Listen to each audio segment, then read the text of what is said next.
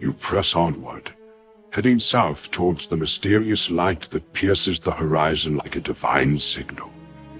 Each step takes you closer, yet the uncertainty of your mission gnaws at the edge of your resolve. What is this beacon? Why has it appeared in this ancient time? And more pressing, why were you sent here with no clear instructions? The questions weigh heavily, their burden growing with every passing moment. For the first time, the reality of your situation settles like a stone in your chest. You are trapped. 50 million years in the past of Luminaria, with no discernible path home. And even if you could return, what would be left? Mortarian's devastation has erased everything you knew, loved, and fought for. The world you called home has been scoured from existence. You stagger under the weight of despair, collapsing to your knees in the primal soil. Tears well up and spill over as the enormity of your loss breaks the dam of denial you've been clinging to. Anger surges in waves, anger at Mortarion, at the spirit of Luminaria, at Pelennor, at the cruel twist of fate that left you stranded in this ancient, savage world. Sent here on little more than a fleeting hope, with no guidance, no direction, no answers. Your hands clutch at your temples as you cry out, your voice swallowed by the empty, timeless wilderness around you. Then faintly, you hear a sound. Barking. Your head snaps up, tears still streaking your face. In the distance, not far from where you kneel, a large dog appears, bounding towards you with an eager gait. Its bark echoes across the prehistoric landscape, cutting through the silence like a beacon of its own. You blink in disbelief, wiping your eyes to focus. It's a golden retriever?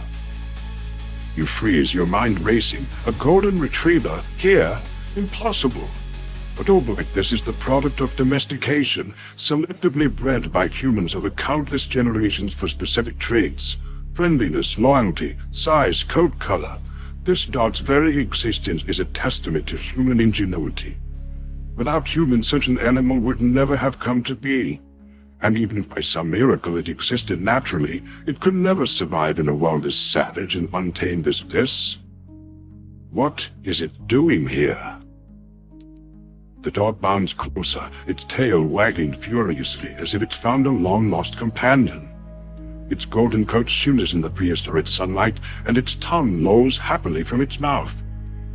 As it reaches you, it barks once more, circling you excitedly before pressing its head into your hands.